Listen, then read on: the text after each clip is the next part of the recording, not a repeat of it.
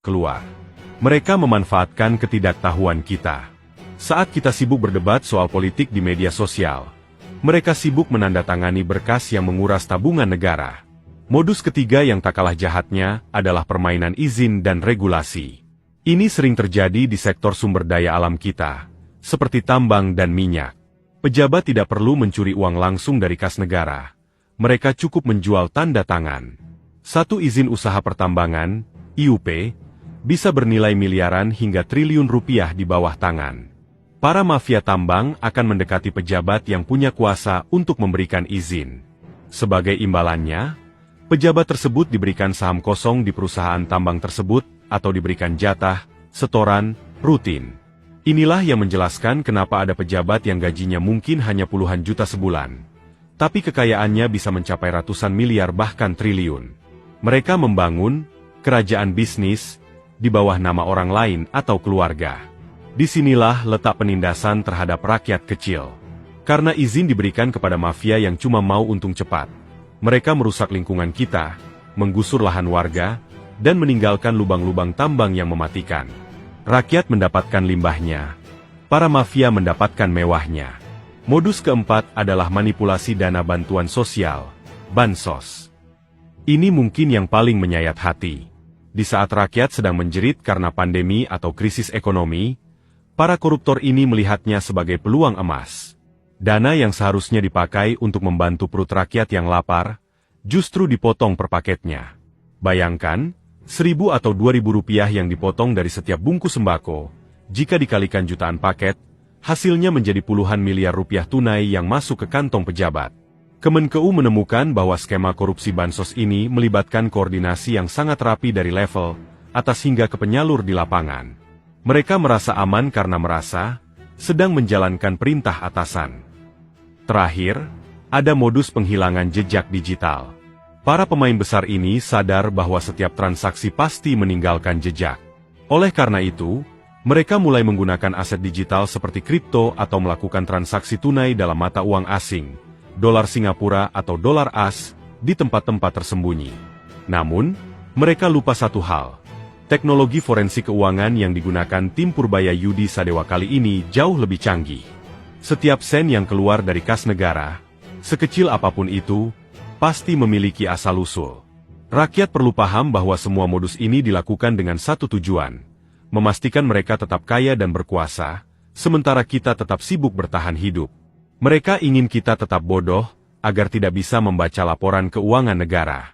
Mereka ingin kita tetap bertengkar agar perhatian kita teralih dari triliunan rupiah yang mereka curi. Korupsi sistematis ini adalah bentuk pengkhianatan paling nyata. Mereka tidak menggunakan senjata untuk membunuh rakyat, tapi mereka menggunakan pulpen dan kebijakan untuk merampas masa depan kita.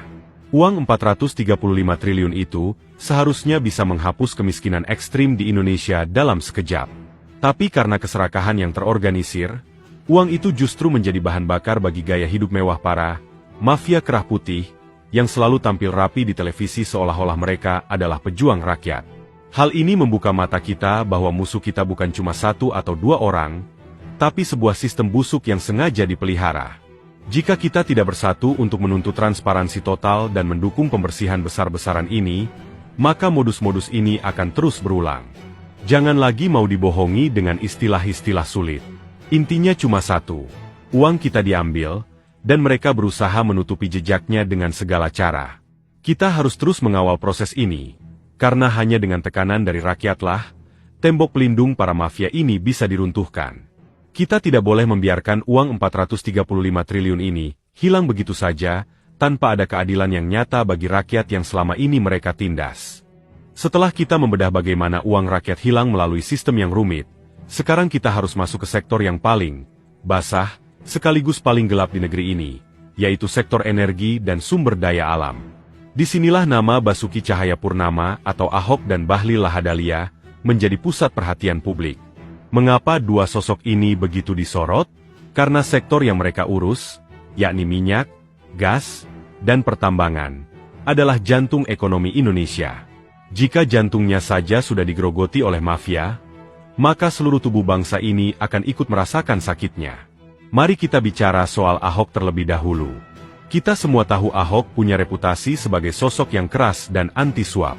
Namun, dalam mega skandal 435 triliun ini, posisi beliau sebagai komisaris utama Pertamina selama beberapa tahun terakhir menjadi bahan pertanyaan besar bagi para penyidik. Masalah utamanya adalah dugaan korupsi dalam tata kelola minyak mentah dan produk kilang. Nilainya tidak main-main, 285 triliun rupiah.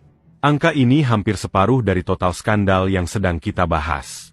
Bagi orang awam, mungkin pertanyaannya adalah, apa hubungannya Ahok dengan uang sebanyak itu? Di Pertamina, ada proses impor minyak yang nilainya triliunan setiap bulannya. Penyidik menemukan adanya indikasi penyimpangan dalam penentuan harga dan dari mana minyak itu dibeli. Ada dugaan bahwa mafia migas, yang dulu katanya sudah dibubarkan, ternyata hanya berganti baju atau menggunakan cara-cara baru yang lebih canggih. Sebagai pengawas tertinggi di perusahaan negara sebesar Pertamina, Ahok diperiksa untuk menjelaskan apakah sistem